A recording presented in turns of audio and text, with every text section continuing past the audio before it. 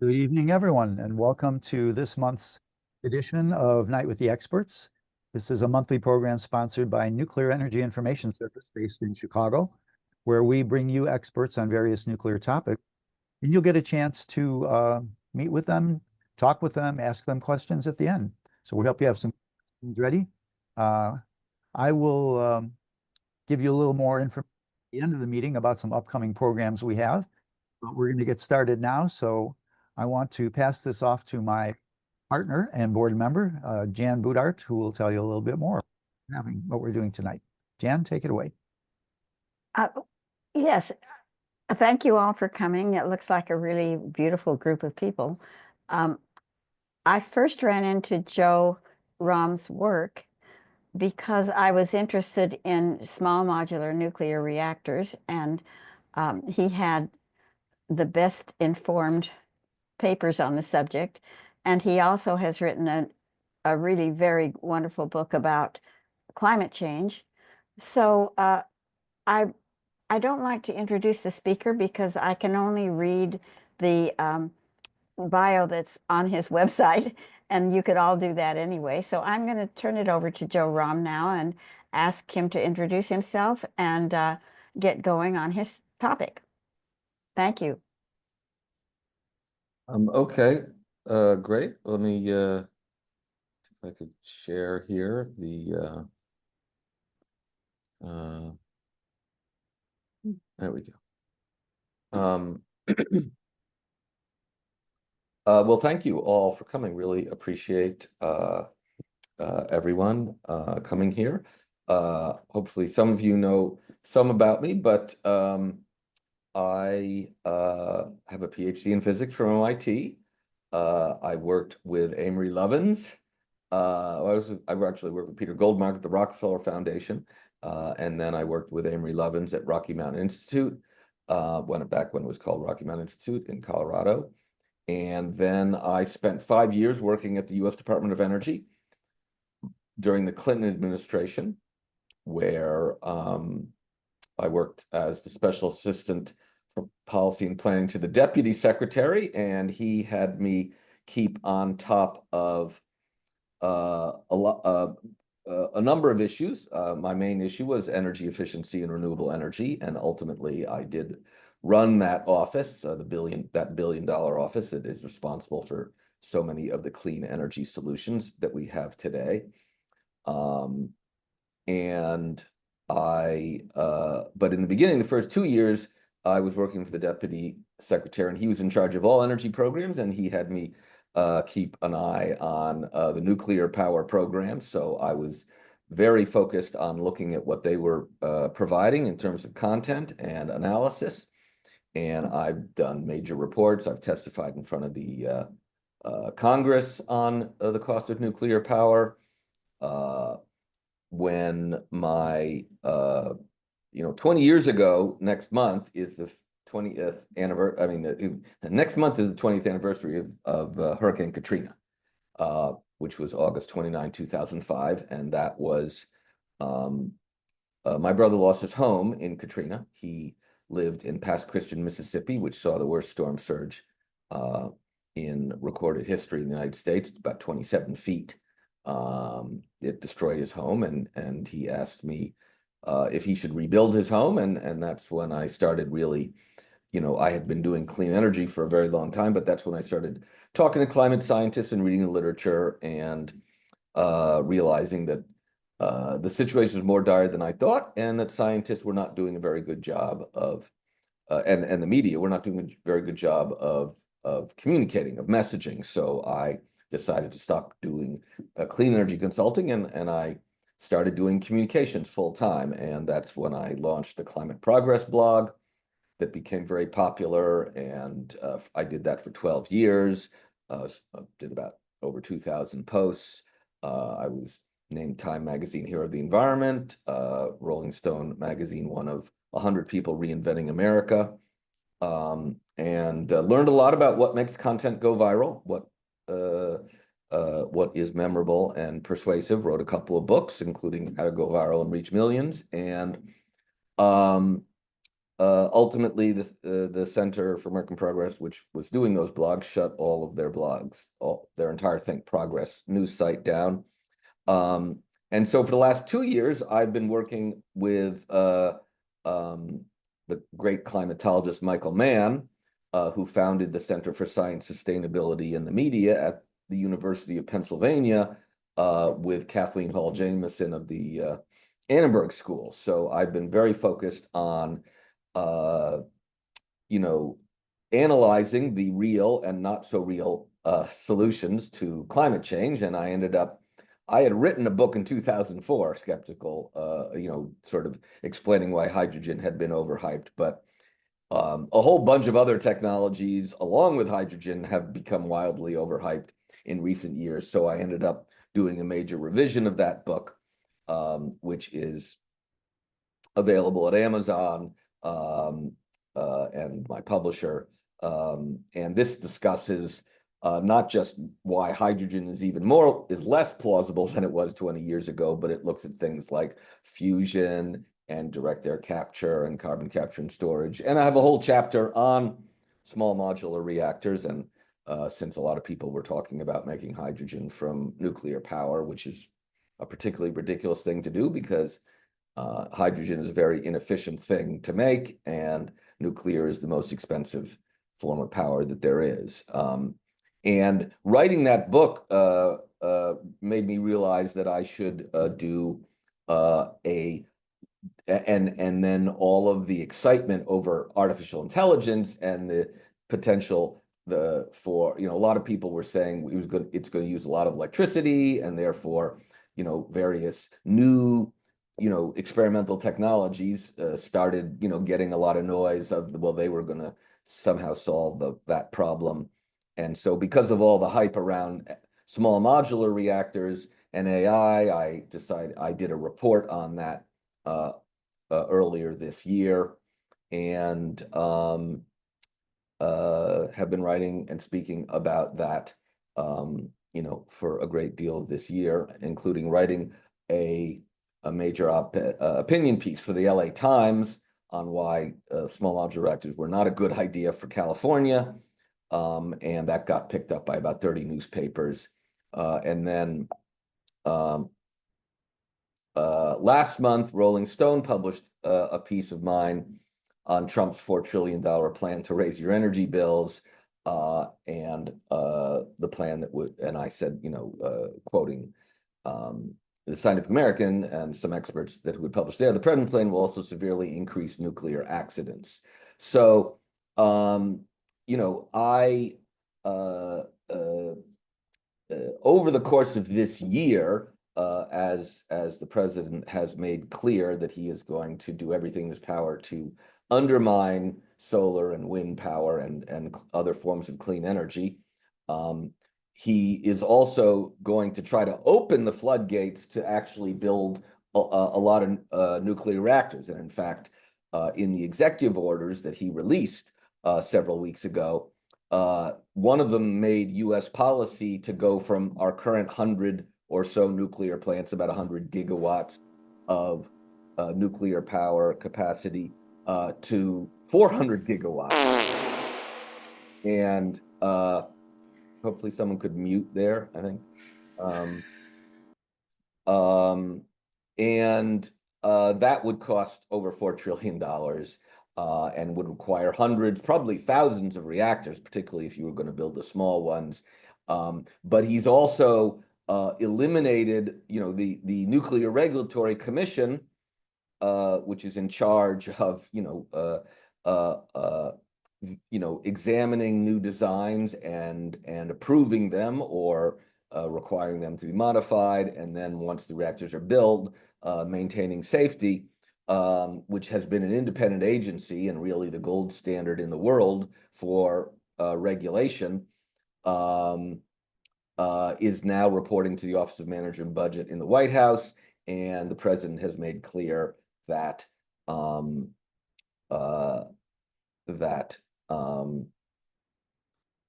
he is going to do everything in his power to transfer to terminate the ability of the Nuclear Regulatory Commission to slow to review whether new designs are a good idea or not, and put that in the hands of the Department of Energy and the Department of Defense, which is a disastrously bad idea. And I'll come back to that towards the end. I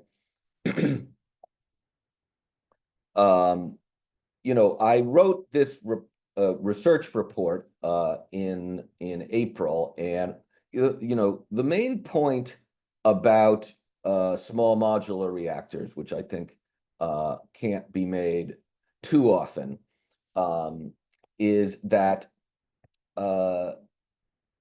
inherently, when you take some large facility like a 1,000 megawatt, a gigawatt nuclear reactor, and you shrink it down, its cost per megawatt is going to go up. That is pretty standard. And that's what's happened every time someone's trying to build a small modular reactor. And so I wrote, it would be unprecedented in the history of energy for smaller nuclear reactors to overcome not only the high cost per megawatt of large nuclear plants, but also the diseconomies of scale of shrinking them down, and then to somehow keep dropping in price so sharply that they became such clear marketplace winners as to make a major contribution to cutting greenhouse gas emissions by 2050. And this is especially, just really ridiculous since small modular reactors show every sign of the kind of cost escalation that has plagued larger nuclear reactors for decades. So I'm going to focus mostly on the cost issue. I feel that those, I think that in this day and age, right now, the best way to argue against nuclear power, and particularly small reactors, is to argue that they are just wildly impractical. They don't have a use case. There's no business proposition for small modular reactors, even if you could build them quickly. And in fact, they just take as long to build as the big plants. The most, the basic reality of nuclear power is, this is a chart of the average capacity of new nuclear plants worldwide, year by year. And as you can see, I'm sorry, oops, Daisy. The average capacity on this side, we're going all the way up to 1,000 megawatts, 1,200, 1,400 megawatts. So you see that for the past, 7 decades, nuclear power plants have become larger and larger. And in particular, in the last 2 decades, they've oscillated a little up and down, in the 80s and 90s and beyond. But for the last 2 decades, they've been rising steadily, and a lot of that reason is because China is the only country really building nuclear reactors, and they're building large amounts of them. And so economies of scale are clearly very important for nuclear power. And to give you an idea of just how important they are, 80% of the electricity generated in this country by nuclear power plants are generated by plants that have more than one nuclear reactor. And in fact, the only nuclear plants that the United States has built this century are 2 plants in Georgia, the Vogtle plants. So not only do people build big plants, but they want to cram 2 of them together or more in order to achieve more economies of scale. So another key point, which people don't seem to understand, is that there's no one building reactors but China. Everyone else, this is the nuclear plants under development with estimated grid connection dates between 2024 and 2030 in gigawatts. Gigawatts are up here. And as you can see, China is building the most. which is not a lot, by the way. It's only building 35 gigawatts over this 6-year period. But no one else is building very much at all. And it's worth noting that over 95% of the total capacity that they are planning to build is from reactors that are 1,150 megawatts in size or larger. So again, when people say, oh, the Chinese are, can build anything. Well, they can build large reactors, but they have failed to build successful, cost-effective, timely experimental, even their first, experimental reactor in the smaller ones ran wildly over budget. There's a chart I wanted to show. This is from the Energy Information Administration of the U.S. This came out at the end of February. U.S. planned utility scale electric generating capacity additions in 2025. And this is sort of the miracle that has occurred this century, is that, if you had gone back 10, 15, 20 years, this is not how things would look. 90, excuse me, Melissa, you should mute. The 93% of all planned utility scale electric generating capacity additions this year are solar, wind, and battery storage. The rest, 7%, almost entirely the rest, is natural gas. And then there's very tiny amounts of other things. So until, Donald Trump came along with his, a chainsaw, him and us. This is what we were doing, and this is what we will continue to do. And by the way, I think even with Donald Trump's, most counterproductive, destructive, and pro fossil fuel efforts, he's not going to be able to radically someone say change this. Donald Trump? Okay, can you please mute Aaron Paul? It's apparent we're being, excuse me, Joe, this is Dave. It's apparent we're being Zoom bombed by some individuals tonight. I would point out to anyone who's listening, anyone who did register for this, we have your email address and we will report you to Zoom for permanent removal from any Zoom event. So you have a choice of behaving like an adult and engaging in conversation and let the speaker speak, or you will be banned from Zoom. And I assure you, it's really hard to get back on. Okay, Joe, go ahead. And you can mute, whoever is running this can mute anybody. So, this is what's happening around the world. By the way, I forgot to mention, I should have mentioned when I was pointing to China, that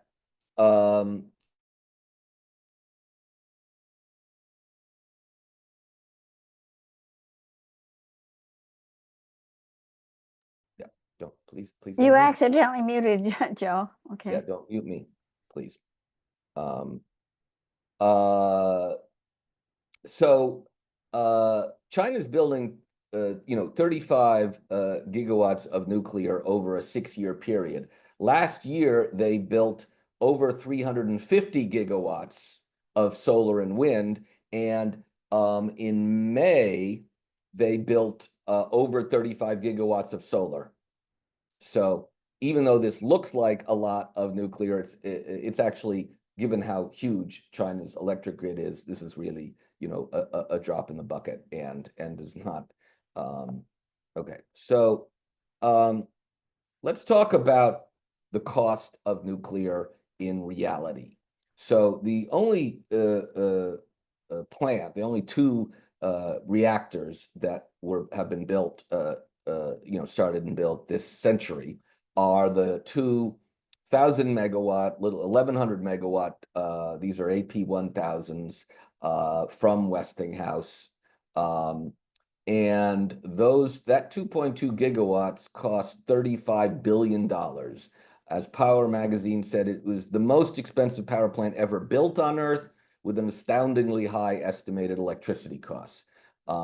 It is possible that this is actually going to, that this won't be the most expensive power plant by the end of the decade, because the British are pursuing a couple nuclear reactors that may end up being even more expensive.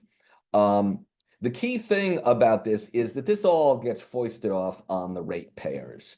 And so in the decade or so before, while the plant was being built over like 12 years, the ratepayers actually were billed a total of $1,000 each just during the construction phase. The nuclear sort of has this unique magical power that other forms of power don't, where they're allowed to charge you for electrons before they sell them, and sometimes even if they never finish construction, as happened with the BC Summer plant in South Carolina.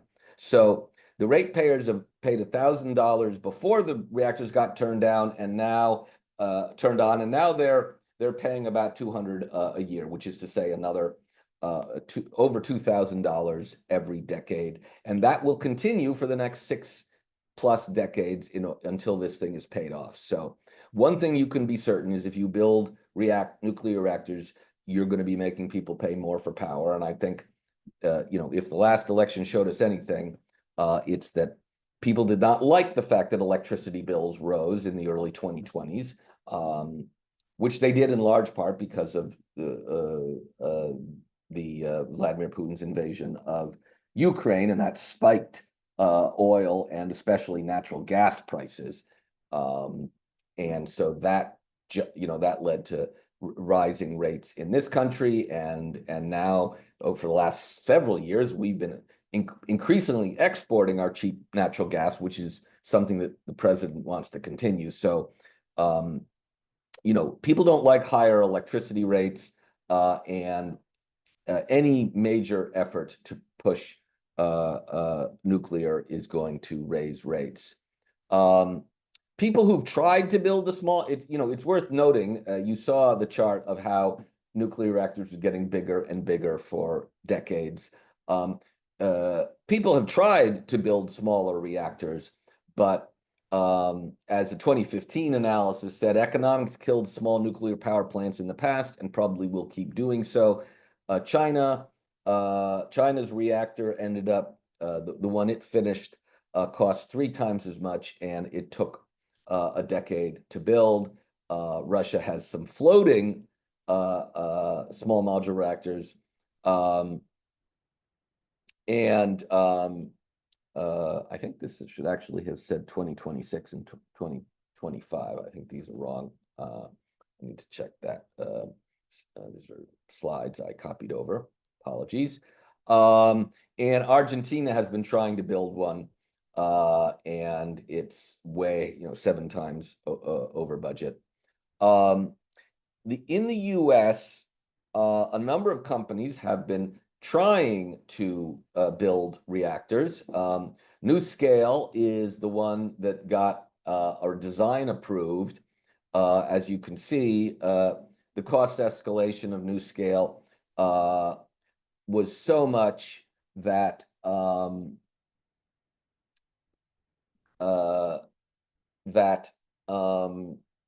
it in 2023, the projected cost before construction even began, the projected cost of NuScale was over $20 million a megawatt, which is higher than the Vogtle units.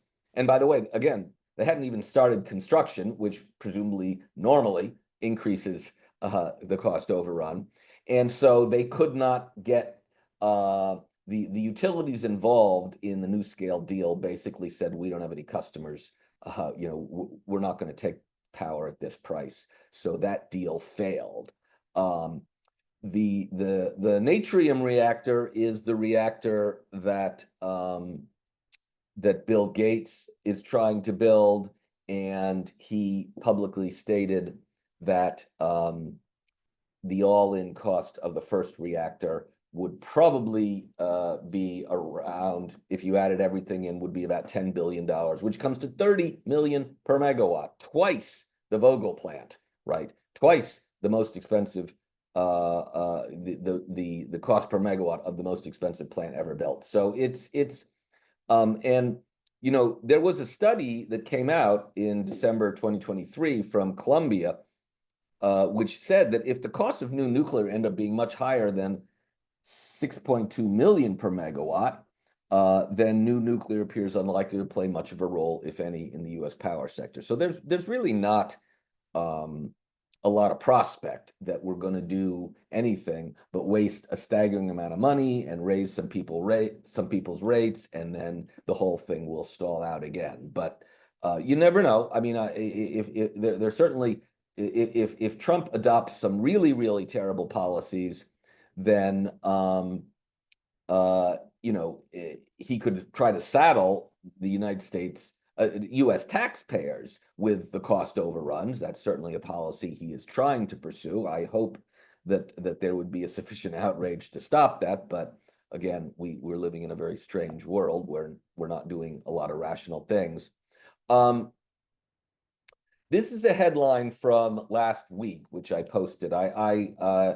People can generally find me on LinkedIn. That's a good place to find me, and I do a lot of posting there. And there was an article that there's now the Nuclear Energy Agency did a major analysis, which found there's 127 different small modular reactor designs. And of those, there's about 51 that have been involved in pre-licensing or licensing, of which 27 are in the US. So there's 27 different designs in the US that are in pre-licensing or licensing, which is, for, as we'll see, pretty ridiculous, because the whole notion of how a smaller reactor could become cost effective is only if it could become modular and mass produced. But you could only become modular and mass produced if you didn't have any competition. If you have 26 competitors, right, you're not going to be spending staggering amounts of money building a manufacturing plant on the hopes that you beat out all the competition. No one's going to fund that. It would be a crazy idea. So it's going to take a long time to winnow this down. Really kind of the exact opposite of a policy that would make any sense whatsoever. And so I actually quote in the analysis, the research paper I wrote back in April, basically made the point that, and this is from, you know, I said, if you look at the Department of Energy in late 2024 published a analysis of how you would commercialize advanced nuclear reactors.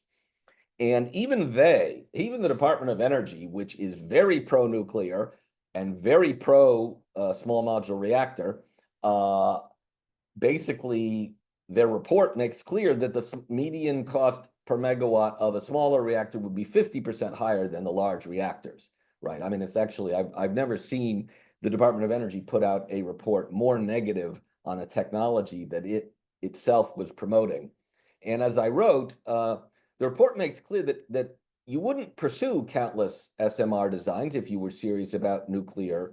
You know, again, this country could stand up at most one or at most two designs. It's not like there's a big demand for nuclear power plants, let alone, you know, these small experimental ones. So you'd never get to the necessary mass production level until you've winnowed out all the others. So as I say, the current US strategy means virtually all SMR companies will fail and costs will remain high for a very long time.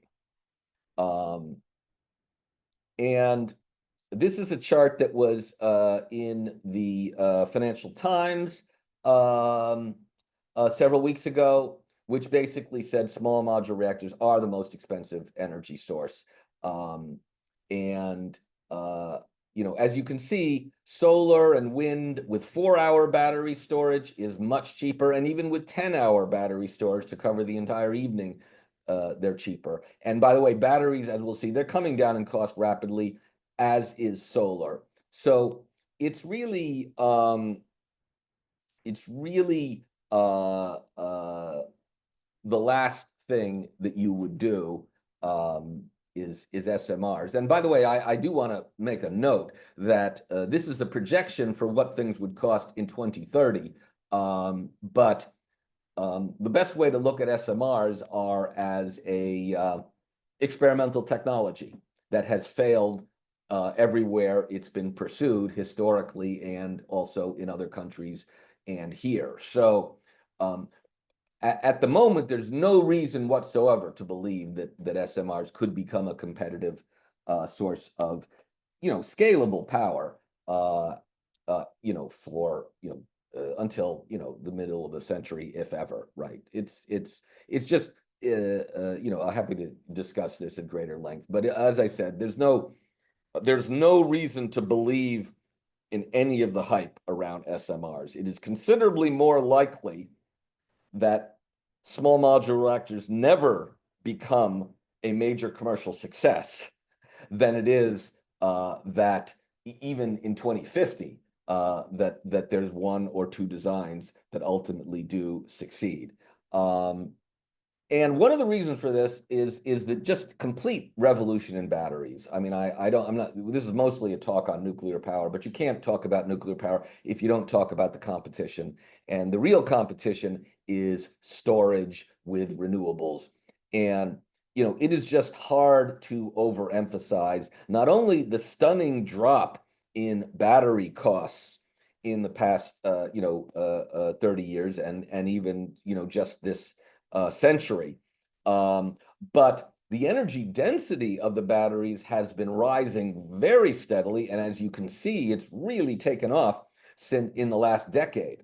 It's doubled. And energy density matters because the greater the energy density, the more applications that you can use it for, such as, you know, short distance electric planes. And you know, longer range vehicles that don't have to refuel as much and therefore don't have as much range anxiety. So, you know, it is, and also obviously storing intermittent renewables when the sun isn't shining and or the wind isn't blowing. So, you know, if we look at what's going to happen over the next 10, 15 years, right, solar is going to keep coming down in cost. Wind is going to come down in cost, and batteries are going to also keep coming down in cost, and the energy density is going to keep improving. And this is a chart that Bloomberg, based on data from Bloomberg and Goldman Sachs and RMI. So you can see just as recently as 2013, the price per kilowatt hour of a lithium chemistry battery was about $780, and by 2025, it was down by a factor of 10 at 80, and it is just going to keep dropping. And it could easily drop, in half again. And indeed, in some applications, it appears as if it's already reaching, another big drop in 2026. So, I think that anyone who's going to bet against this learning curve continuing and batteries combined with renewables as the winners, I think, again, there's no reason to believe that that's going to happen, and I think most people would take a large bet against it. One other point I wanted to make, sorry I didn't put a caption on that. This is what I mostly wanted to say on price. I want to make a couple of other points and also about tariffs, but I would say this is the main point, the main takeaway, that nuclear is going to get more expensive if we make smaller reactors. At the same time, the competition to nuclear is getting cheaper and cheaper, and that is not a path to commercial success. The thing I wanted to say about safety, I mentioned that the executive orders from the president called on the country to pursue going from 100 gigawatts of nuclear power to 400 gigawatts. So that would require hundreds of thousands, if not thousands of reactors. But the most important thing is these reactors, if they're small, then they're going to be experimental. Not only they're going to be experimental, they're going to be technologies, many of whom that have never been pursued before, or they're going to be smaller versions of, some are smaller versions of existing reactors, but they're so much smaller, and they're being completely redesigned, and redundancy, that some of the cost savings are being achieved by removing some of the safety redundancy. So as I wrote, so the president's weakening design and safety oversight by the Nuclear Regulatory Commission, just as the NRC is going to get flooded with new experimental and highly risky applications for previously untested small modular reactors, designs that appear to cut costs by skimping on safety. And I discussed that at greater length in this paper that I did. And you can find that on the web page for the University of Pennsylvania Center for Science Sustainability in the Media. And by the way, not only are these reactor designs experimental and previously untested, they're being built by startup companies. The overwhelming majority are being built by startup companies that have never built a nuclear reactor at all of any kind. Building a nuclear reactor right, an experimental reactor right the first time pretty much never happens, and I don't want to say it could never happen, but it's just wildly implausible that people who have never done something once are going to do something as risky and complicated as take a never tested experimental design from the design phase to construction phase without making major changes, right? Which again, that's the thing that the Nuclear Regulatory Commission is supposed to oversee, because the last thing you want is dozens of new reactors built where we skipped on oversight of the design phase. So there was a good article in Scientific American this week, which by Alan Cooperman. I'm not going to talk a lot about proliferation. I think that it is a complicated thing to explain to people. The only thing that makes it something that is a little easier to talk about now, obviously, is the United States got drawn into a war with bombing Iran's nuclear facilities. So I think people understand that pursuing technologies that will help other countries develop nuclear bombs is not a good thing for the US. But the White House is aggressively pursuing strategies that would in fact embrace what's called bomb-prone nuclear fuel technology, which is going to spur not only an arms race, but atomic terrorism and increase the chances of some nuclear war. So it's just terrible. I would urge people who are interested, I would urge you, if the group is interested in this, you should just get Dr. Kupperman to come in and speak about this. And I wanted to make one final point. All these tariff policies from the president are very, they're going to make nuclear even more problematic, because the nuclear supply chain is the most distributed in the world, right? I mean, you might mine uranium in Kazakhstan, and then you might ship it to Canada for refining, and then they might ship it to France for enriching, and then ship it to the US, right? So anything that adds to tariffs is going to make nuclear slower and more expensive, but also we've alienated many of our major trading partners like Canada and Europe. So, do people really think that the Canadians are going to want to buy a lot of small modular reactors from the US right now or the Europeans? Why would they rely on us? We've become the world's worst trading partner, you know.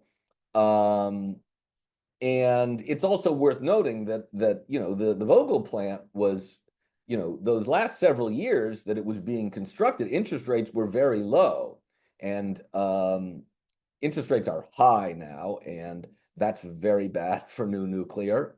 Another point is that you need yttrium, a rare earth, to make nuclear reactors. The Department of Energy has singled that out as a critical material. It is almost entirely controlled by China.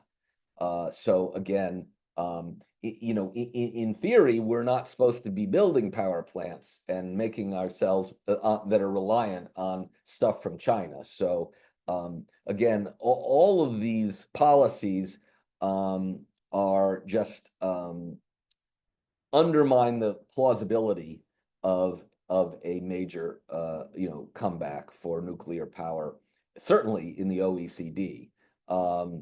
And you know, I'm just going to end by saying, you know, we all need to get better at messaging. The other side is simply beating us at messaging. And I did 3 weeks ago launch a podcast with my daughter that uses the lyrics of Taylor Swift to help to teach people the secrets of effective messaging and viral storytelling. And you know, it's doing very well. It's number 5 in the music category on in Apple Podcasts. My daughter is hilariously skeptical of many of the things I say, so we have a lot of fun together. But this is serious business. We are losing the messaging war, and part of the reason is that you know, we focus too much on numbers and quantitative stuff, and the people who oppose us are much better at telling stories, and stories are what make, you know, that's what people remember, that's what stick in their minds, that's what influences decisions. So we have a long way to go to get back in the game here, and it has to start with getting better at messaging. So that's all I wanted to say. Happy to take comments, you know, questions at this point. Okay, Joe, if you want to stop the share screen, we'll get you back up. Yeah, there we go. That was not only terrific, but it was very, very up to date, because I noticed the articles you were concluding with just appeared in the last day or two. So this is really important, interesting information. A little business before we move on, though. As some of you saw, we did have a few minor interruptions with people either verbally interrupting. I had to put everyone on mute. And also there were a few symbols and things that got drifted up the screen. If there are any other individuals who are still on this session who choose to continue to do Zoom bombing, I want you to know that Daniel has been reported to Zoom and will be removed from the Zoom system permanently. So you really have to wonder if it's worth the thrill to Zoom bomb somebody. We do have your emails, and we will use them. So again, Joe, thank you. Sorry for the interruptions. Sure, no problem. What we'll do now is move to the next portion of the event. And I would remind people we are recording. So if you don't want to be recorded, don't want to have your picture, turn off your camera. And the way we'll do it, I had to put everybody on mute earlier. I'll turn this over to my co-host, Jan, and she'll moderate the next session and give you instructions on how to ask your questions or get into dialogue. So again, thank you, Joe, and I'll pass it over to Jan.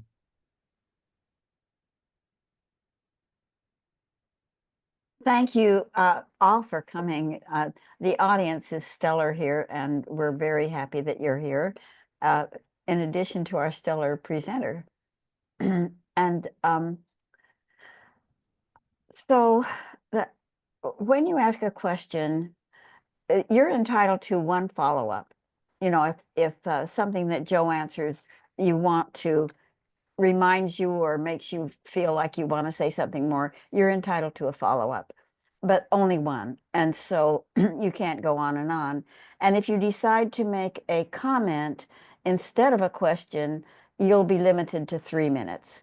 And it looks like we've just got a lot of participation here, which indicates that the Joe's talk was very stimulating. So we're going to start out with Roxanne Thayer. And Roxanne, would you please unmute and ask your question? And can people introduce themselves? Yeah, introduce yourself. And if you don't mind, we'd like to see your picture, but if it bothers you to be on screen, that's your business. Roxanne, are you there? Can you unmute and ask your question? We'll come back to Roxanne. I know Aaron's here, and Aaron was our expert, which was really a lot of fun too. And so Aaron, can you unmute and ask your question? Dave, I wonder if you're having to unmute people. It doesn't look like the unmuting is working. Let's see. Oh, it's mute all. Let's see if we can unmute all. Mute all current and new participants. Allow participants to unmute themselves. Okay. And so I've checked allow participants to unmute themselves. Can you do it, Aaron? Let's see. Okay.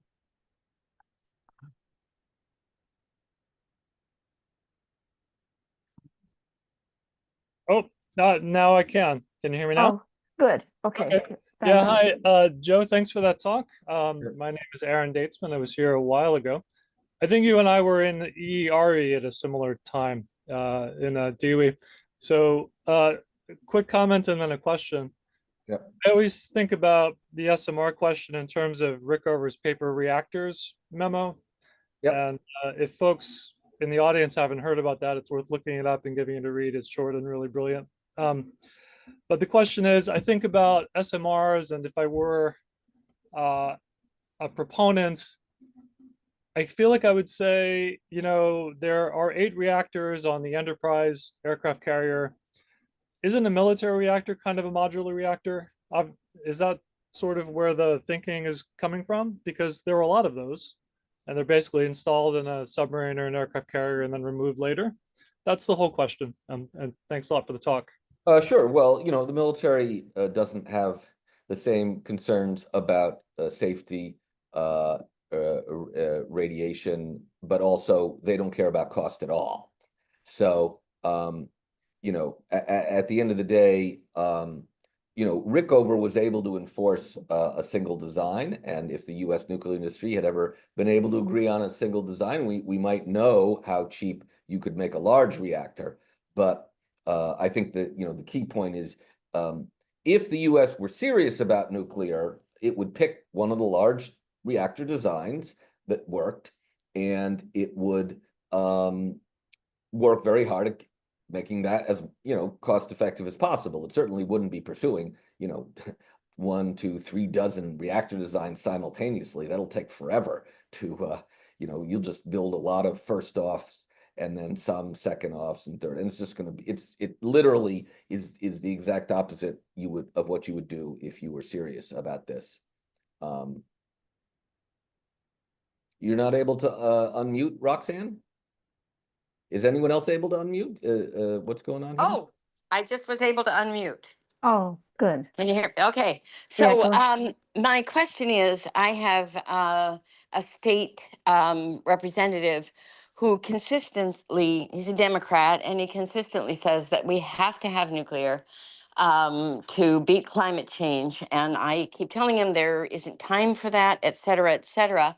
And then the backlash I get is that, oh, but you know, the batteries are even worse than nuclear, taking minerals. So can you tell us, how do we combat that argument? Well, it doesn't sound like he's, you know, he's operating more emotionally than based on the facts to start with. You know, I'm not certain that simply presenting the facts to anybody is going to change their mind. But no, look, the thing about batteries and it's a pleasure to no, stop. to you. Got to mute themselves, please. Bart. Yeah. The thing about nuclear is that it has simply gotten more and more expensive over time. There's no particular reason to believe that it will ever start getting much cheaper over time. Certainly, again, not as long as we're competing all these designs against each other.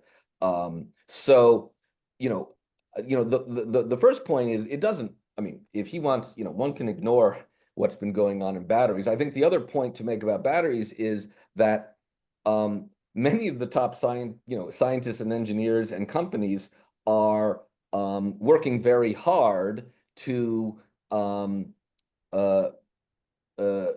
require less mining, to make them more efficient and to use basic chemistry that doesn't require, toxic materials. I mean, remember, we're originally we were using lead acid, right? That was like the worst. Now you have lithium chemistry batteries. People used to be very worried about cobalt. The scientists have been very good at reducing cobalt use. So, when you have a technology that is getting so cheap and so cost effective and so ubiquitous, yes, there's a lot of people out there who are working on recycling the batteries and making them more efficient in how they use different materials. But it is kind of ridiculous to argue for nuclear power because you have some problems with batteries, because nuclear has long-lived radioactive waste, and we've never been able to build a single repository in this entire country for that long-lived waste, which is why almost all the waste is sitting in the existing nuclear reactors, right? In the spent fuel rods. So it's crazy to say, oh, well, batteries produce some bad mining stuff, right? I mean, nothing is worse than the radioactive waste. So I think that you're talking to someone who is sort of trying to scramble to pick up, various talking points from, that float around the internet that have, partial basis in the truth, but are mostly, half truths or worse. But look, I'd be happy to talk to him. You could certainly, you should follow up, and let's see if we could try to figure out a way to get some expert to talk to him. I mean, I don't know if that would work, but I think that's the next logical step. Okay, Roxanne, you need to contact your representative and get him in contact with Joseph, and maybe we could get some stories out there that would impress him. I'm going to call on the people in order: Kathleen Rude, and then George Newell, and then Bart Ziegler. And so, Kathleen, can you unmute yourself?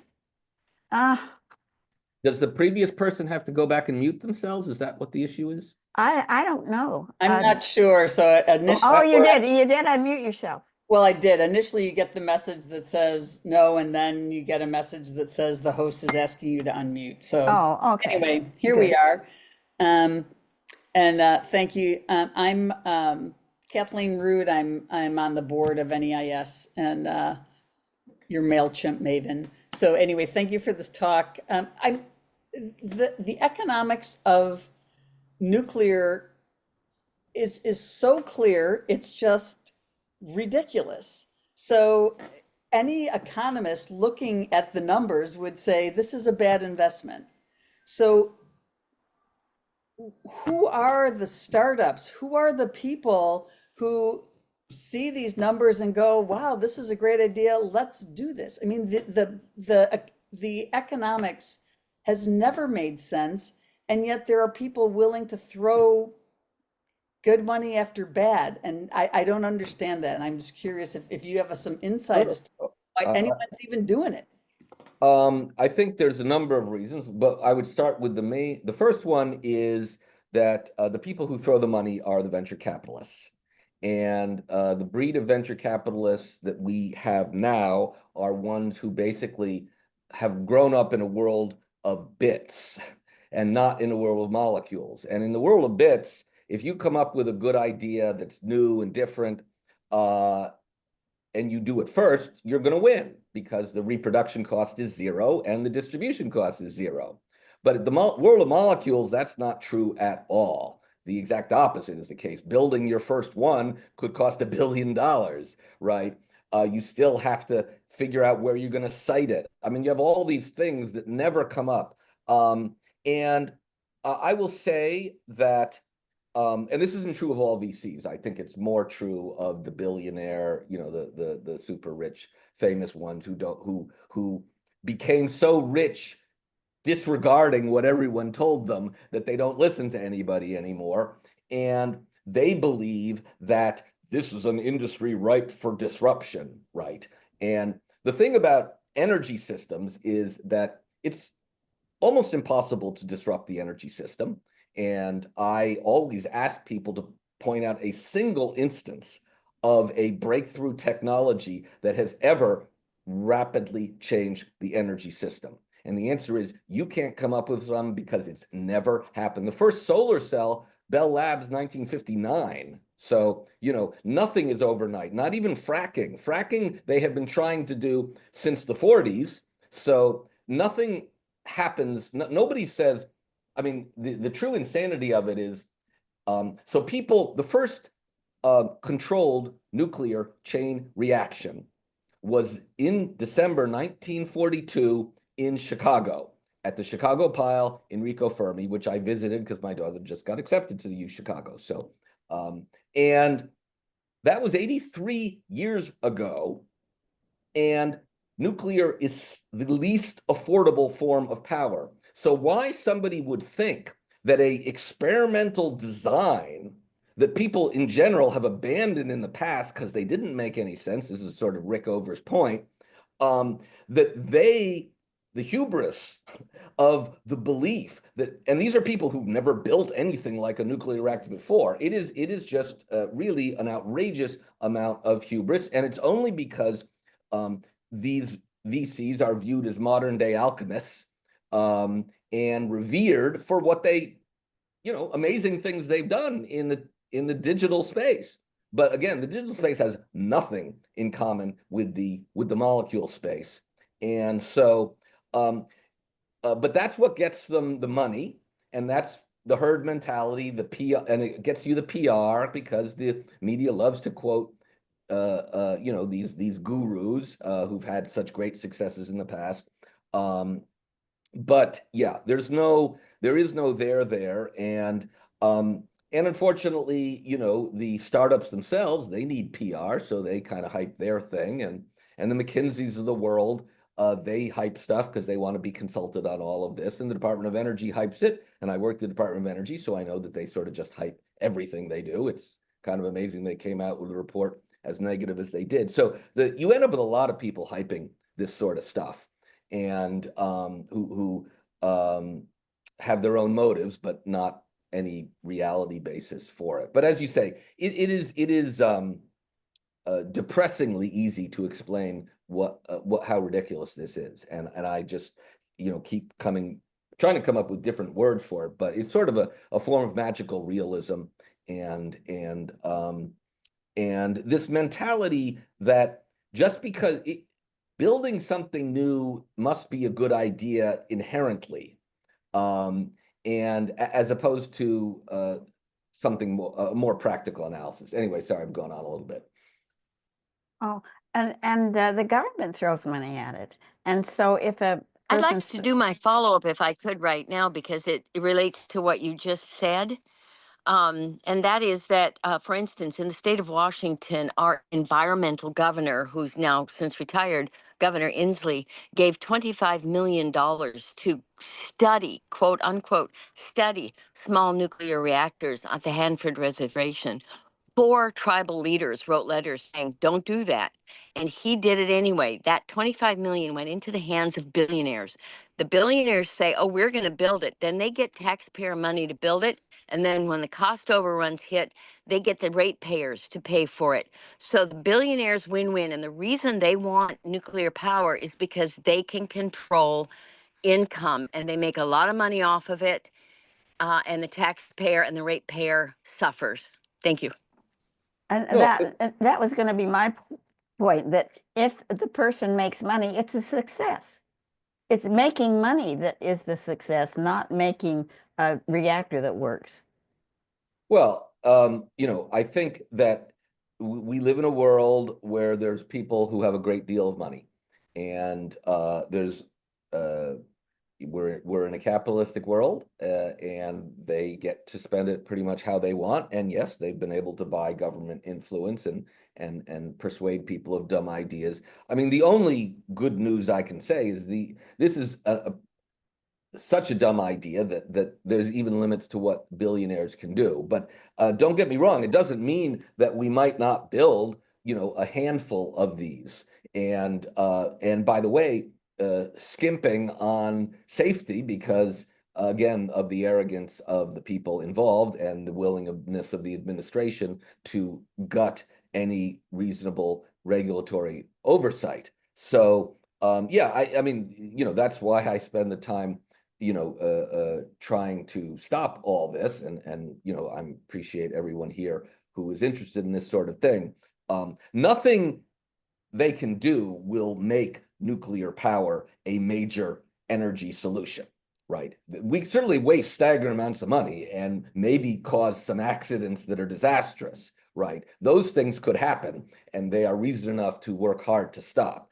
But the notion that, the one chart I realized that I ended up skipping through was the chart that showed that the percent share of power globally provided by nuclear peaked, I think around 17, 18, 19% 3 decades ago. And in 2022, it had already fallen to 9.2%. And in 2024, it fell down to 9.1%. So the outcome of nobody actually building these reactors because they're too expensive is that it has just become a smaller and smaller share of global power. And it would take a huge amount of effort just to keep it at that level in the next 25 years as we staggeringly increase solar and wind. It's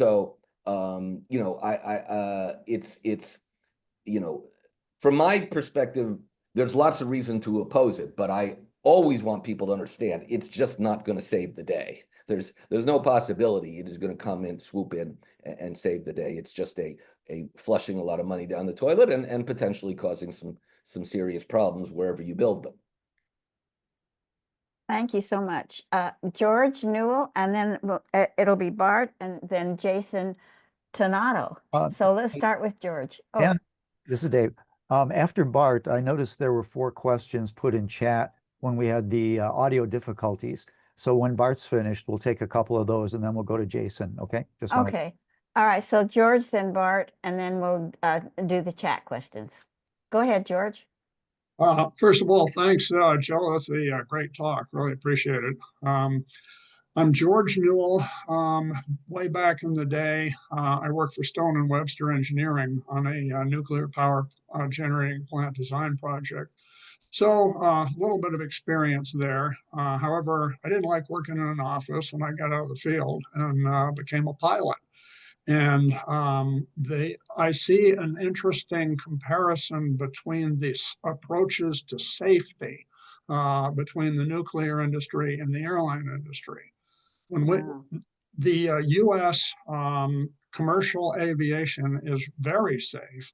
Yeah. And on the rare occasion when we do have an accident, the whole thing is studied. The NTSB collects every fact they can get their hands on. They come to a conclusion and then they publish all the information so people can learn from it. As a result, the U.S. Aviation industry is safe and profitable. The approach of the nuclear industry has been exactly the opposite. They hide facts, they change the labels of events to make it more difficult for people to track. And the problem is even worse in other countries, like Russia or China, who have, a lot of what they call security built into their system, which means the facts don't get out and the facts don't get studied. And that's resulted also, in the predictable outcome. Nuclear reactors are not profitable and they're not safe. So I'll just point out that the safety approaches between the two industries have been entirely different. And as a result, the figures are entirely different. Thanks.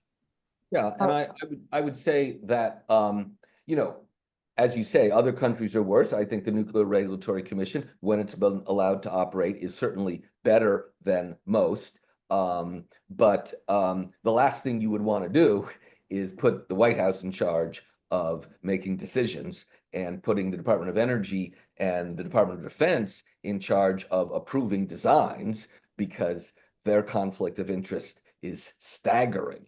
And in fact, the original Atomic Energy Commission, the reason they shut the Atomic Energy Commission down was because they realized you cannot have the same people who are the advocates for the industry regulating the industry. That's why it was split out to the research and development part, Energy Research and Development Agency, and the Nuclear Regulatory Commission. Keep them far apart.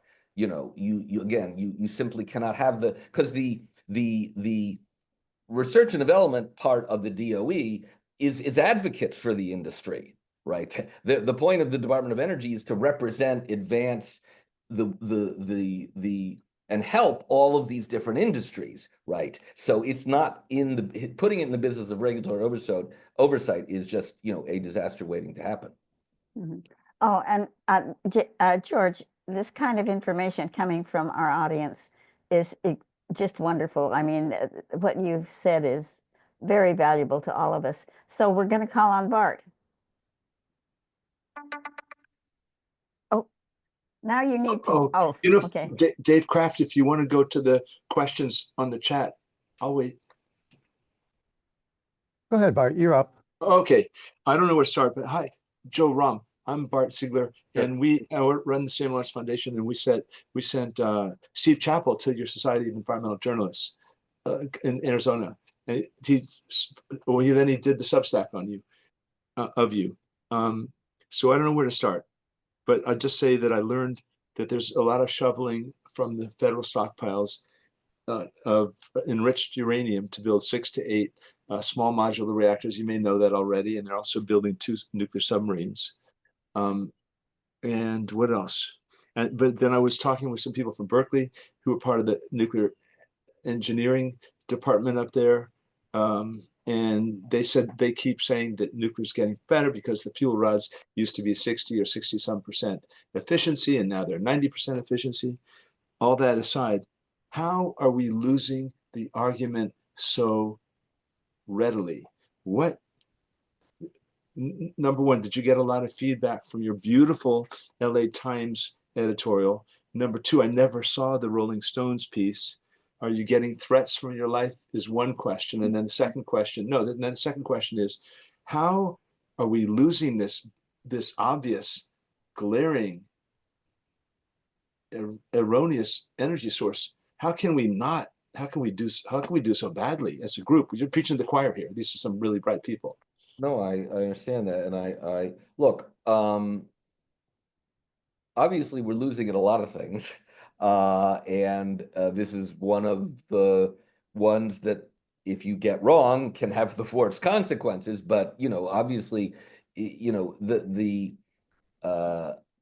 this administration has a genius for just doing so many bad things all at once that it becomes very hard to get people to focus on what they view as a second sort of tier issue. You and I obviously don't, and I don't think anyone here does.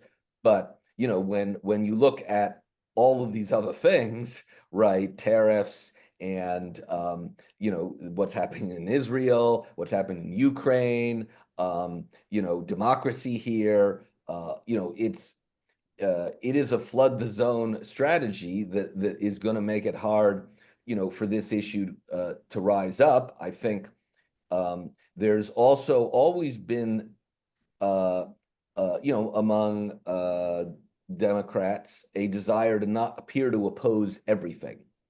And I'm not saying that Democrats do, because in fact we are for, you know, a great, you know, all the things that work, you know, but this notion that, well, you know, if you really believed in climate change, you would have to support nuclear is a very deeply embedded one that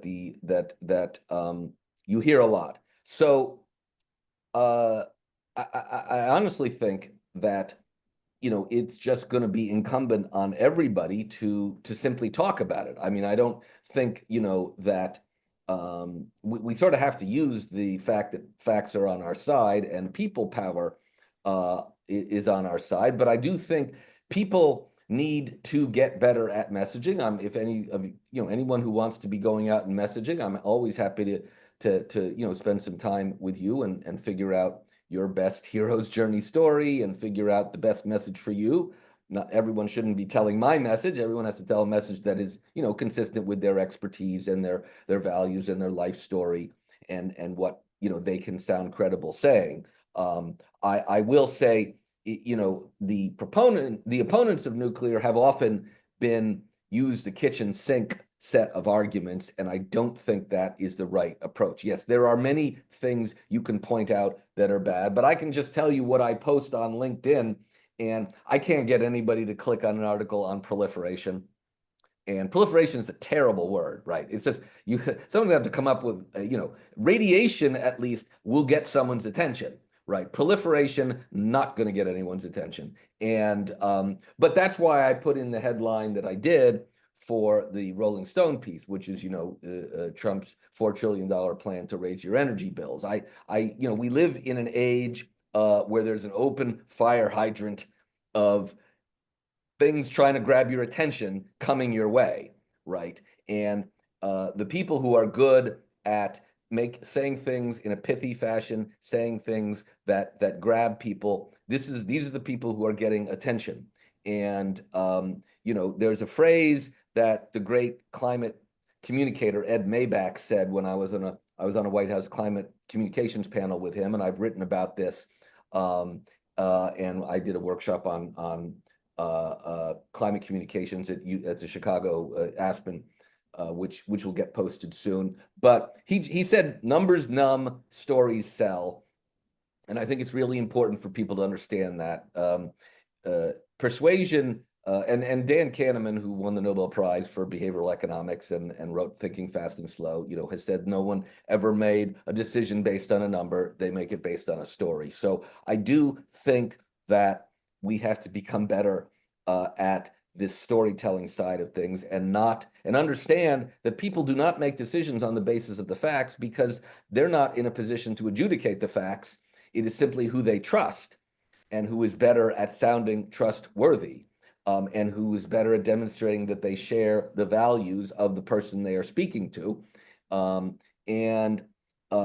So it takes a lot of effort to be a persuasive communicator, and scientists are not taught that. I was not. I got a PhD in physics from MIT. I learned all the wrong things about communication. Use big words, be literal, fact-oriented, chart-oriented, and don't tell stories, right? And don't repeat yourself. All of these things. So I had to unlearn all of that, and it took a long time. And I think that I would love to set up some workshops, to be honest with you, on how to do this, and because I think that would be the best use of my time, and I think people would get a lot out of it. So I'm certainly willing to try to figure out how to do something like that, and work with people on their own individual message, because again, I have a unique history. Everyone's got a unique history, and that history has to inform how they talk about the things they want to talk about. But nothing is more important right now. So again, as I say, happy to work with people on that. Thank you. Okay. Jason, I thought we were going to do Jason and then go to the chat. No. Okay, well, You chat two now. and then Jason. Jason, hang in there. We're coming to you, I promise.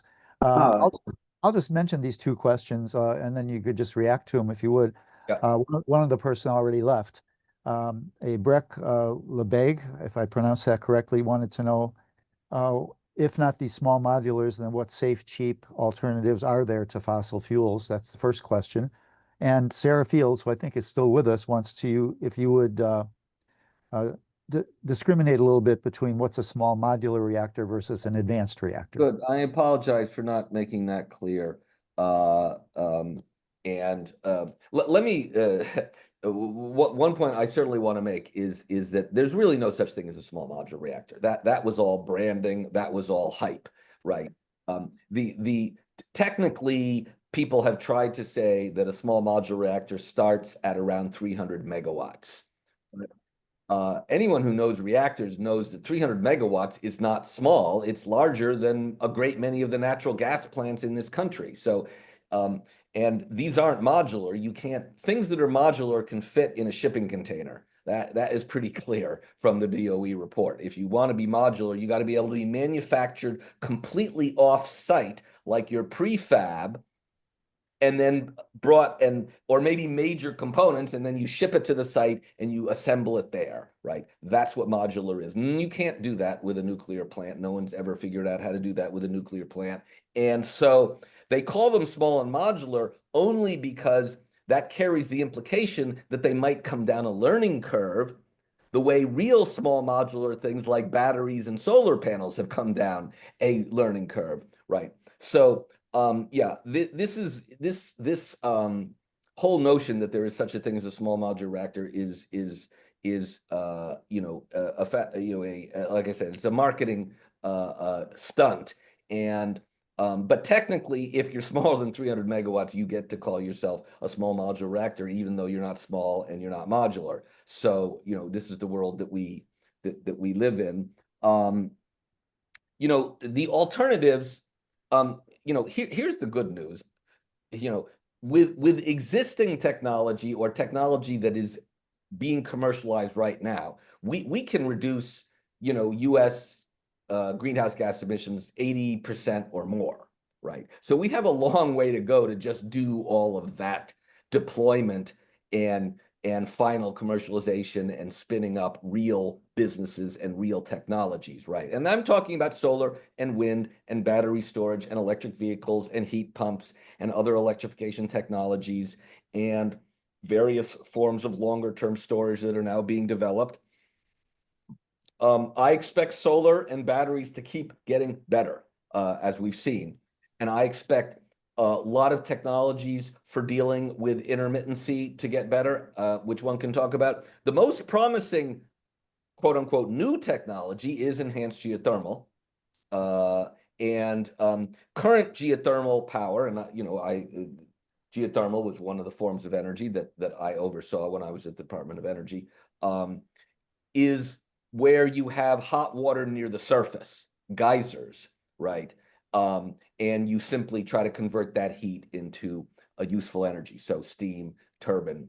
But the enhanced geothermal is quite different. It doesn't require heat or steam near the surface. You drill down using technology similar to the ones that were used for fracking, but instead of doing fracking to squeeze out oil or gas, you're simply using fracking to put cracks in the earth, a mile down, and you shoot water down there. It heats up because it's very hot down there, and then you bring it back up. And you can use horizontal drilling so you can spread the water around and pull it up in different wells. And that is considerably more likely to lead to base load or dispatchable power than small modular reactors, which have virtually no chance of doing such a thing. So I am very bullish on that. I can't guarantee that will be cost effective. I can certainly guarantee it will be we'll see more of that in the real world than we will see nuclear power from small modular reactors. Okay, Jan, back to you. Oh, okay. So we're back to Jason Tonato.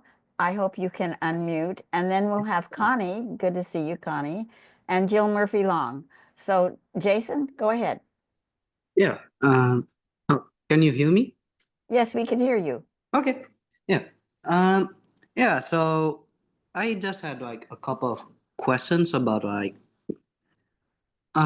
so I got your to just your argument about how small nuclear reactors are in the experimental phase and they're clearly not in any state to be used widespread or and I guess in a white they're not in any state where they're able to be used like widespread. I got that argument. I just wanted to ask about your opinions on like the use of like nuclear energy on like, I guess you could say, the green transition.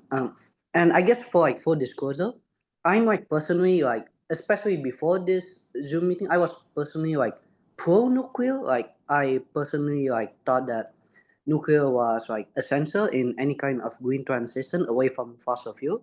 And so yeah, I guess I just wanted to like ask your opinion on like whether like is there like any place for nuclear power in like any green transition away from fossil fuel?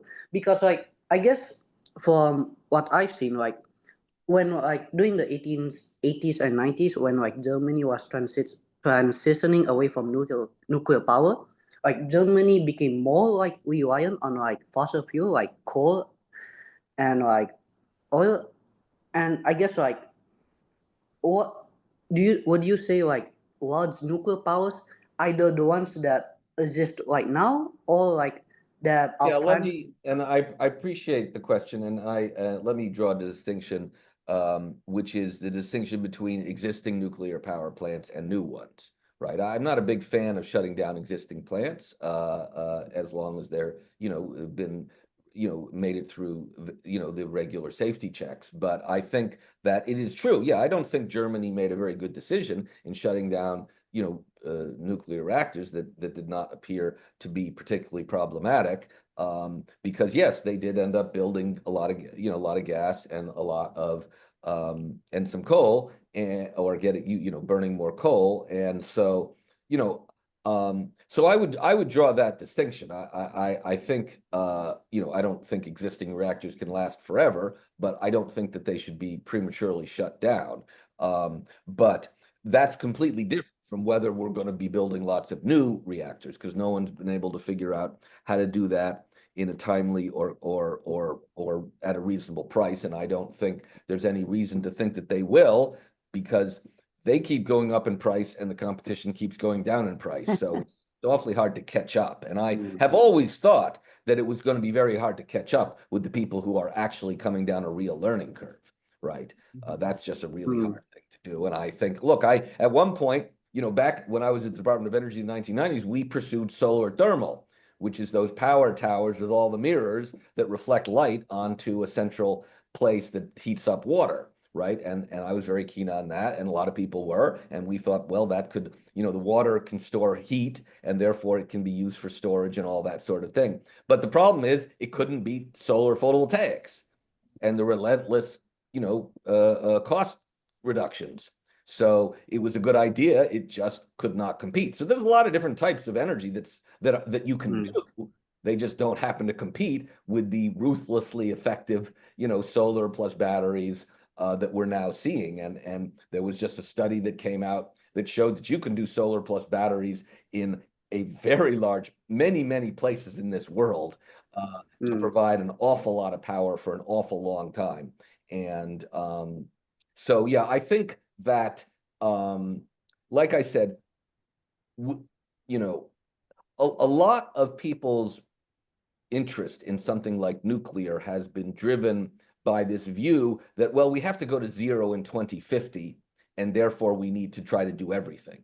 And I do think we need to try to go to zero in 2050, but we're not going to go to zero in 2050. And I certainly wouldn't go around building a lot of stuff that doesn't make sense simply because you think it's got to be part of this zero solution. I will be very happy if we could cut emissions 80% by 2050, and I can assure you don't need any nuclear to do that. And we don't need a lot of new technology. We just need a willingness to do what was in the Inflation Reduction Act, before the administration, Congress, gutted it. Thank you. And we're running into a problem because it's almost 25 after 8, and we've got 9 or 10 hands up. And so I'll stick around. I can stick around. that was the question, if you don't mind. So we'll continue. This happens almost every time. So our next person is Connie. Can you unmute, Connie? Connie is from Ohio. Can you hear me? Yeah, Yep. we can hear you. Okay, good. First of all, thank you so much for the work that you're doing and for tonight. I will make this very fast. Yep. There was one slide that caught my eye. I don't, were the slides numbered? No, they weren't. Well, they have no, I mean, the you know, they don't have numbers written on them, but they are numbered, yes. But you know, okay. It was the one that it was a chart and it showed even battery storage for as short as 4 hours was exceed, you know which one I'm talking about. Yeah, the Financial Times. I did not see a citation at the bottom of it, so I'm interested in that. Yeah, that's the Financial Times. Oh, it was, okay, good. Let me write that down. I for future use, I would like a complete citation. So I'm wondering if you are willing to provide an email where people could contact you. Sure. And by the way, I put into the chat the link to all of my papers. It has some other papers in it, but I did see that, and that would be in there then. yeah, if you click on the one that I did in 2025 in April, which is on small modular reactors, then it has, I think, a couple hundred footnotes. But yes, it pretty much has all of that, and it also has my email on it. So you can, that's the UPenn address, and you can reach me at that address. And like I said, anybody can go to LinkedIn. Pretty easy to find. It's, you know, Joe Romm, and there's not, I don't know, I don't think there's very many Joe Romms, but in any case, we're all different. And so you can send me a message there, and I would very happy to reply. Thank you so much. Okay, so I put the link to decoding Taylor Swift in the chat, and I have lost my screen. Just a minute here. Okay, I think we're going to call on Jill, and then Jaime Valdez and Catherine Barnes. So we're going to go on and on here, and the time is passing, and Joe's willing to stay.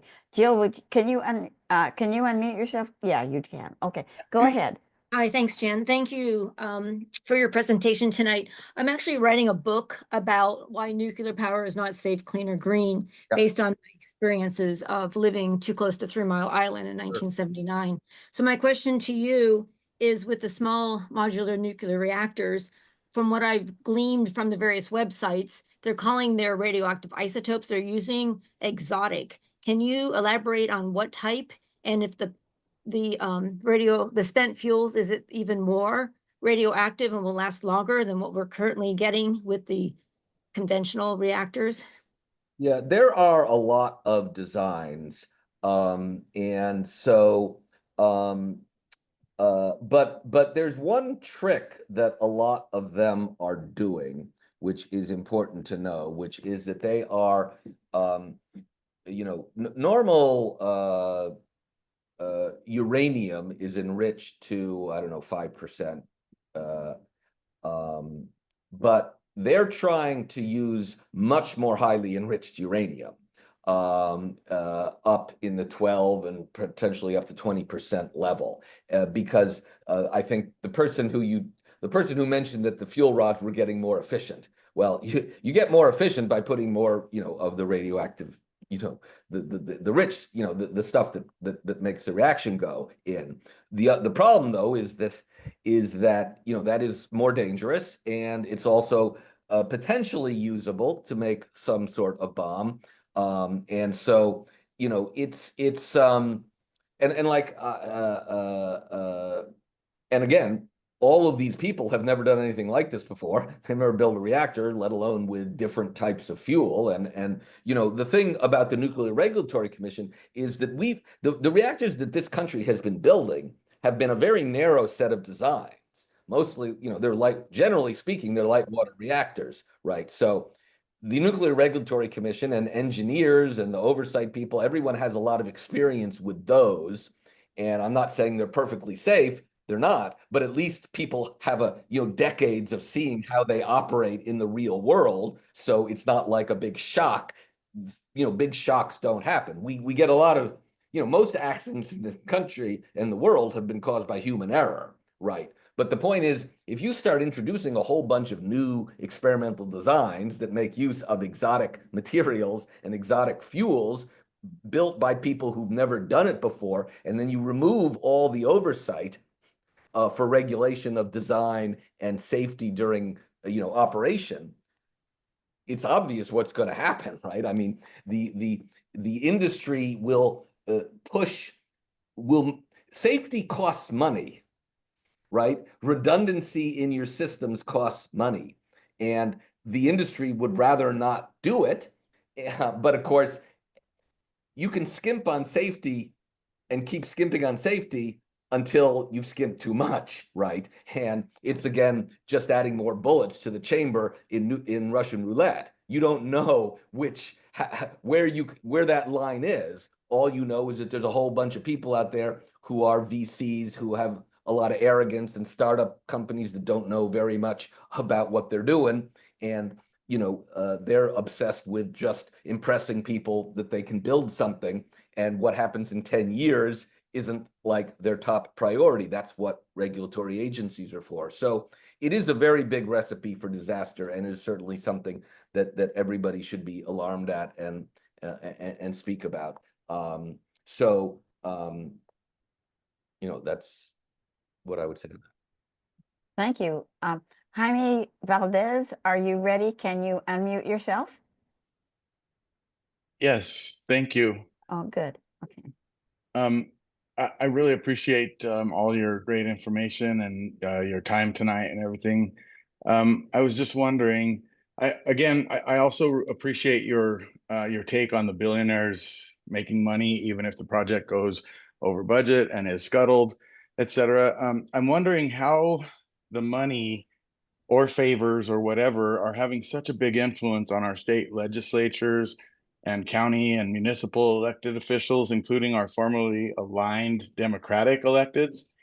Are the billionaires providing grants to organizations and campaigns, campaign contributions to electeds? And how can we do better at our messaging, and especially at broadcasting it as broadly as our opponents, who are generally better funded than us? Well, look, that is a very big challenge. I can tell you, as someone who has spent a lot of time trying to raise money for communications from foundations and progressive donors, it's very hard. And if you've tried to do it, then you know how hard it is. Those who oppose climate action and want to pursue some terrible ideas, it's much easier for them to raise money. And yeah, the nuclear industry does fund think tanks and others who spread bad. I mean, they're doing two things. One is they're overhyping the nuclear, and the other is that they are spreading these false rumors about the actual solutions. And unfortunately, in that case, they have a lot of help from the very, very profitable and powerful fossil fuel industry, right, which is making $1 trillion a year and is spending staggering amounts of money to fund think tanks and others, and disinformation campaigns and media outlets that spread disinformation and such and such. So, and I don't want to say that there's no well-meaning people. There are well-meaning nuclear advocates. I'm not here to say everybody's out there is paid to say something. That's not at all true. You talk to people at startups, and I certainly know people at startups, and I know people in the hydrogen space who go around believing in hydrogen, even though it's as equally ridiculous as reactors, and maybe more so, because no one's ever even built any of these hydrogen plants, and at least people have built some nuclear reactors, so it can be done, even if it's not a good idea. So, I think that we do need to raise money for communications efforts, and there's a lot of different strategies that one can do. I think we should do. The other side is very good at talking to influencers and columnists and editorial boards, right? All of that stuff they're very good at doing, and I don't think we do that enough. Our side often believes that things are obvious and therefore don't need explaining to everybody. And the reality is very few things are obvious in this world. If they are obvious, they're just obvious to people who get news from certain channels, right? And if you don't get news from those channels, then it's certainly not going to be obvious. Thank you. I appreciate Okay. that. And just quickly, I'm from Pueblo, Colorado, where we are being targeted by the nuclear industrial complex. So I really appreciate the information and look forward to possibly maybe keeping in touch with you. Sure, absolutely. In fact, I was just in Tempe, Arizona for the Society of Environmental Journalists meeting, and I actually was one of the experts who did the nuclear tour to their reactor, which is actually, until the Vogtle built its fourth plant, it was the largest plant in the world. It had 3 reactors there. So yes, I understand there are people who would like to take advantage of groups that might be poorer or more easily influenced by big money, and that is unfortunate. And it has always been unfortunate that all forms of dirty energy have tended to create environmental justice issues by, you can't put those in rich neighborhoods is, the point. You have to find people who don't have political power to take advantage of, and people who are more, in dire, worse financial straits, and therefore are going to weigh the value of money over other things more than other people would. Okay, thank you again. And Catherine, can you unmute? Because we're going to call on Catherine Barnes and David Kraft. And Aaron has already asked a question. It's tempting to call on you again, but I want to give Michelle a chance to ask a question. So after David, I'm going to call on Michelle, and then we'll come back to Aaron. Is that okay? I hope, Aaron. Anyway. Yeah, and then we can wrap it up. Yeah. Catherine, go ahead and ask your question. What happened to you? I don't see you. Looks like she left. I don't know. No, she's still here. Catherine, can't you unmute? I see you. Well, Dave, ask your question, and then Catherine, you try to unmute, okay? I'm actually going to defer to 2 other questions that were in the chat. I'll mention them and you can respond, and then we'll go on with the list. One was from Daryl Gale, who asks if you could comment on Putin's reactors and waste disposal in Russia at this point. And the second question was from Cynthia Medinsky, who asked if you could comment on the INL small modular reactors. Well, I'm not an expert on the Russian reactors. I will say that virtually all of the reactor designs that are being built today anywhere are either Russian or Chinese. I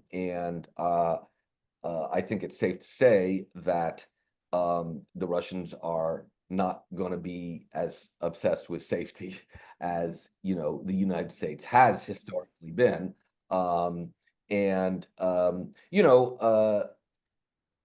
You can always skimp on cost if you hold human life less valuable. And I think that's what you often see. Yeah, I do worry that the Russians' designs and the Chinese designs may be doing that. We don't know. We will find out at some point. We didn't know until Fukushima that the Japanese had a pretty serious design flaw, in putting reactors near an ocean where a tsunami could be, and then putting, the backup power generation in the basement that could be flooded. So you don't know what is a fatal flaw, right, until suddenly it happens. And INL is the Idaho National Lab, and that is one of the labs that Department of Energy ran, and I visited many of the national labs when I was there in the 90s. And Idaho's big focus is nuclear power, and they have been in general, trying to push one design and have been trying to get partners to build a reactor. So, I can't tell you whether they might succeed in building one. I think, if the Trump administration really wants to build a small reactor at in the Idaho National Lab, they probably will succeed, but it's not going to be, there's no magic bullet that INL is going to have. Okay. Thank you. Okay. Do you have a question yourself, Dave? I'll wait till the end. Okay. Let's go with the others. Okay, I have to skip you, Erin, but please stay on and I'm going to call on Michelle. Hi there. So I have to start with just a little bit of humor. After I read your wonderful paper in April, I ran out and got your book and then started reading it. And it's like, oh, this is, a little outdated, but it was a 2004 edition. Yeah, so that happened to me too. You'll have to get the more recent one. So the other two things I just sort of threw in the chat, and I'll just identify why. In my research, a lot of what I found that I think is interesting and hasn't been focused on is the material science challenges with new reactors. Yeah. Those have not been worked out at all, and they're sort of pretty basic to the technology. So I just threw in a couple of sites. I particularly like the paper by Susan Ortner, if you haven't seen it. And then just the other point for people who aren't aware of it, I threw in a GAO reference. And the Nuclear Regulatory Commission, not only now with its basically eradication, but has never considered climate change in its regulation and its licensing. And that is a really pretty serious lapse. And I would say it also affects Asian plants that are being relicensed. But anyway, thank you so much for your work, and I do hope to keep in touch with you. My pleasure. Would be delighted. Do you have a comment on material science, Joe? Well, I think the point is that, and I'm not an expert on material science. I do, agree that, this kind of a continuation of something I said before. At least with the light water reactors, we have seen what happens when you irradiate stuff over a long period of time, right? It doesn't mean that you can't get, things tend to get brittle, and unpredictable, right? I mean, we don't subject many things to high level radiation, neutrons, that sort of thing for decades. So when you do something for the first time, that's why I like to call them experimental reactors. If you were prudent, you would want to run it for many years, right? To see if there was a weak, a single point of failure, as they say.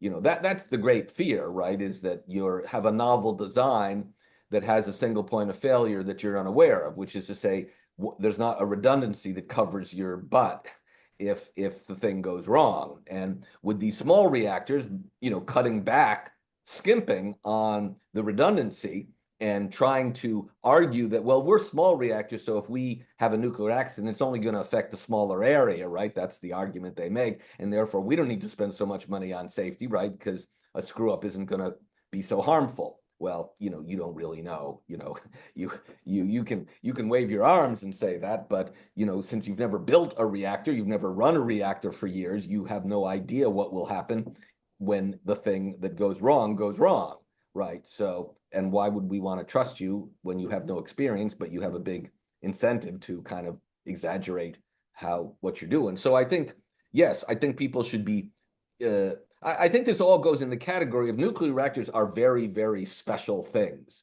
and they should not be compared to other things that people may have experience with, because there's just so many possible ways of going wrong that doesn't occur in other areas, right? Most people don't have large amounts of radiation and neutrons.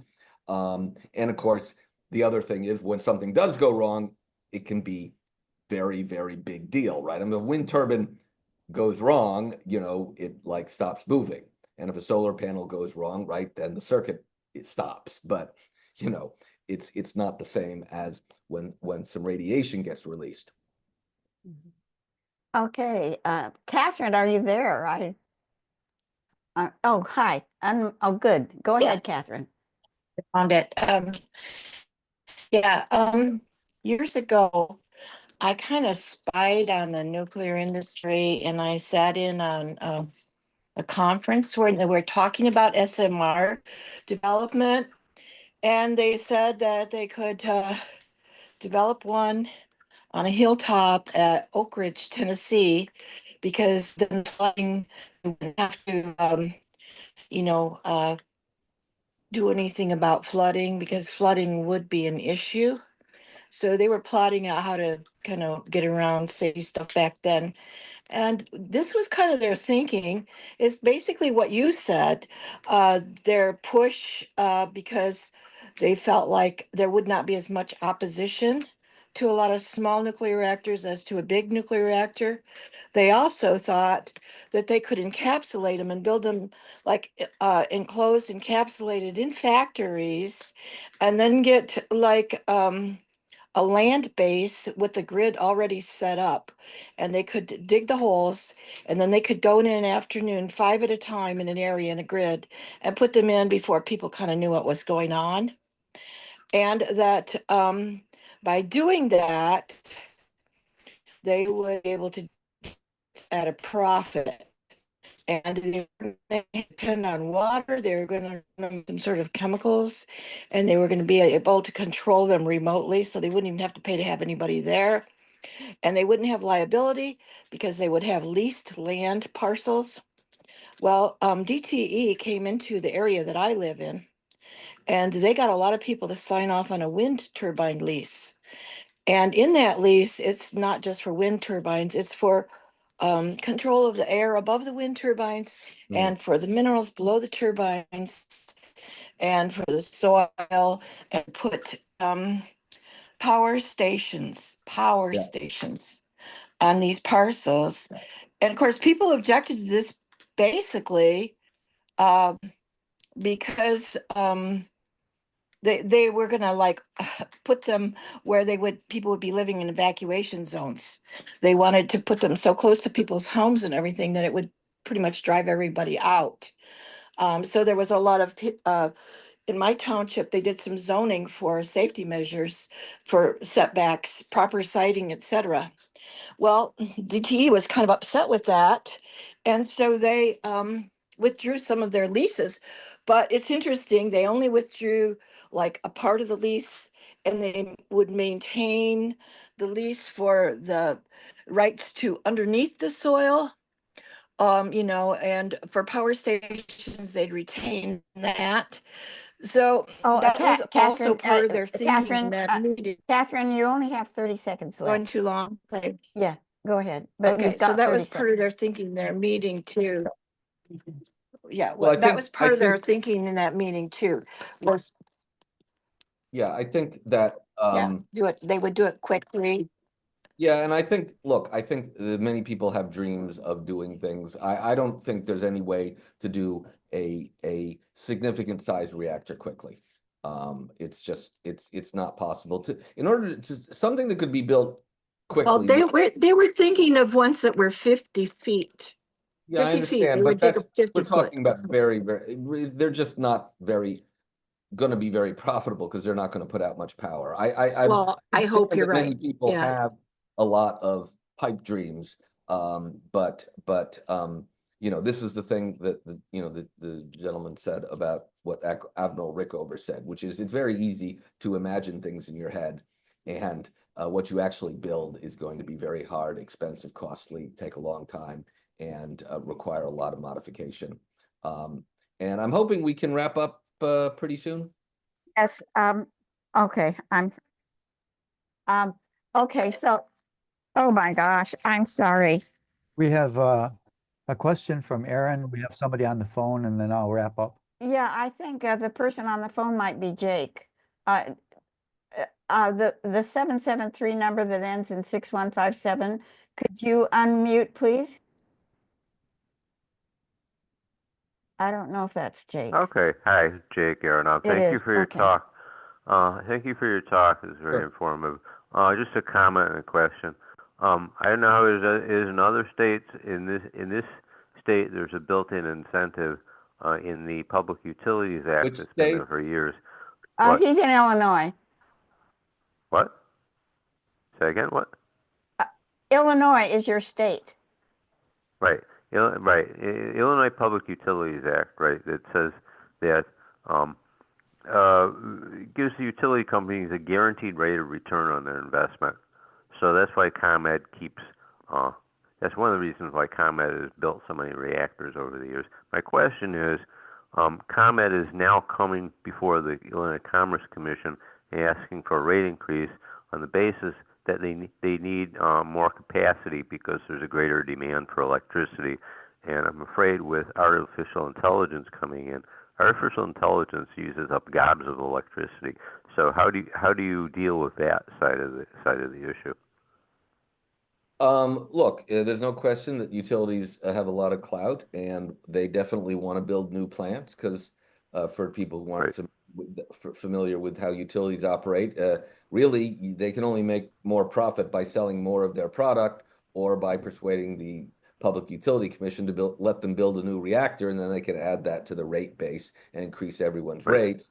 And by increase everyone's rates, generally we're talking about the rates of residential consumers because the local industries are quite powerful and you don't go around raising their rates. Yeah, there's no question that it is going to be very incumbent on the people in the states to influence their legislatures and the public utility commissions and show up at those hearings and that sort of thing. Because yes, people are going to be trying to get away with a lot of shenanigans. And yeah, I mean, ComEd obviously has more credibility than others simply because they have a lot of nuclear plants. So there's a lot of people who are going to be just trying to do off the wall stuff. I think that this issue of the data centers is a real one. There's no question that people want the data. The thing about the data centers is it's hard to know how many of them will ultimately be built. Many people are shopping around data centers and they're trying to say, they say to two or three different places, we're going to build a data center because they're trying to see what the best deal is or who will give them the best, what is going to be the fastest to be built. And so all of the local utilities get pitched multiple data centers that aren't ever going to be built because they're going to be built somewhere else, or even Microsoft ultimately decided to lease its data centers because we're going to overbuild data centers like we overbuilt fiber optics around the year 2000. Yeah. So I I don't think there's an easy answer to this because unfortunately the people who are pushing data centers have a lot of money to throw around, and they're kind of ruthless people as we have come to learn. So it's going to require a lot of vigilance at the state and local level, and I just don't think there's any way around that. Thank you. And Jaime was applauding. You might have noticed. Okay, I'm going to call on Aaron and then Dave. And we really have to stop. There's only 7 minutes until 9 o'clock or 10 o'clock or wherever you are. So go ahead, Aaron. Yeah, real quick question. It just occurred to me to ask someone who knows more than me. A lot of big brains in DOE, in the National Laboratory Complex, in the Forrestal Building and out in Germantown, places you and I have both been. You're focused on communicating with the public, but in that community of big brains, there's a lot of enthusiasm for nuclear as well, even though those are people who understand all the numbers and everything, just as you and I understand them. And that was true in the mid-90s. And when I was at DOE in 2010, it was true, and it appears to be true today. What explains that in your view? How do you think about that problem and the origin of that? Well, I'd say two things. First of all, the job of the DOE is to represent the industry and to support the industry, and the Office of Nuclear Energy is going to be filled up with nuclear experts and nuclear advocates, right? I mean, you're not going to go to the Department of Energy Office of Nuclear Energy if you're not an expert in nuclear and you don't believe in nuclear, right? You're not going to devote years to that. So that's I will say I will say that there is a lot of skepticism in the department about small modular reactors, despite the fact that they do fund them, and they do fund them because the people who want them or who say they're going to build them are rich and powerful, right? And so it's hard to say no to those people, but that doesn't mean they believe in them. And like I said, if you read the Advanced Nuclear Liftoff Report, the second liftoff report that Jigar Shah and the DOE loan office did, and you don't have to read very far between the lines to see the Department of Energy thinks that small modular reactors are ridiculous. And I will just say, of all the DOE reports I've ever read, and I've read a lot, this is the most overtly critical one I've ever read. And if you read between the lines, I would say it's a very strong critique of the ridiculousness of small modular reactors. So I don't think the DOE thinks a lot are going to get built, and they don't think they should expend a lot of energy, with people who are supporting them in general, saying this is a dumb idea, because they believe in the bigger reactors, and that's what they would like to see built, because they know, and they're wildly expensive and take a long time, but at least there's experience with them. And so, I think in the case of the DOE, one always has to distinguish between the fact that it's the job of the DOE to advocate for all those technologies, and it's always going to be that way. Okay, Dave, you're last. All right, I'll keep it quick and then we'll get out of here.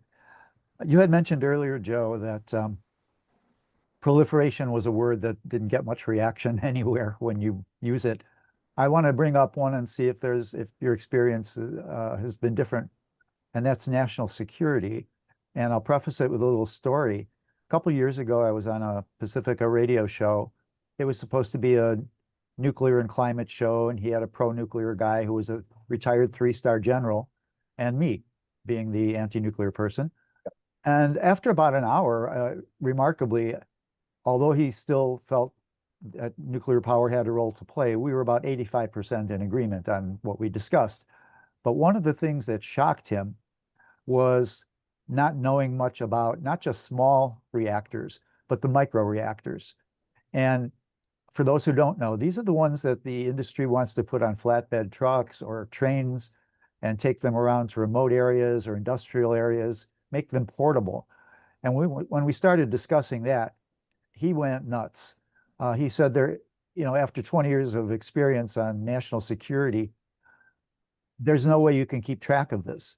How do you have an inventory system? How do you track them around the country? How do you monitor their travels? How do you protect them in transit? He went on, and he was kind of shocked. So from his standpoint, national security was a big issue because he had a 20-year experience. Has that come up for you? Well, I think national security is a good issue. I think it's just requires a bit more. It's you still have to make the case that it's a national security issue, right? And I'm not saying that it isn't a national security issue. I'm just saying there's a whole lot of other national security issues that are kind of getting people's attention these days. I think people who are experts on the spread of nuclear weapons and the danger that poses to the world and the nation, I think they should communicate on that. Absolutely. I'll just say that it's still always going to be a bit of a distant issue for most Americans because we have thousands of nuclear weapons, right? So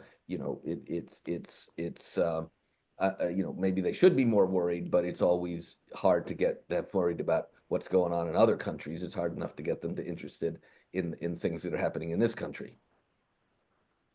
Okay, thank you.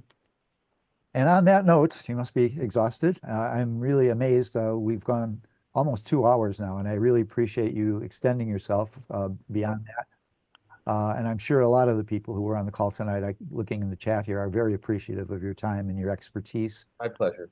So I will mention the chat will be sent around this evening to you all. So all of those links that you saw and heard about will be available to you tonight. This session will be, it has been taped, and we will get it up on YouTube in the next couple of days on the NEIS YouTube page.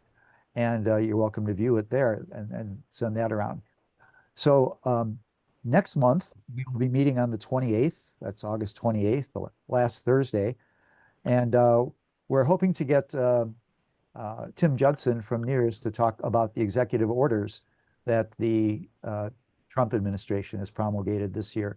So Oh, that's Tim has accepted. He's coming. very well. Now you know, Yeah. folks. So be there. And we're getting a little antsy, I would have to say. I mentioned in our last session, that was our 5th year anniversary. And, you know, we have a decent turnout and we have very, very good questions, very, very good guests, but we would really like to grow.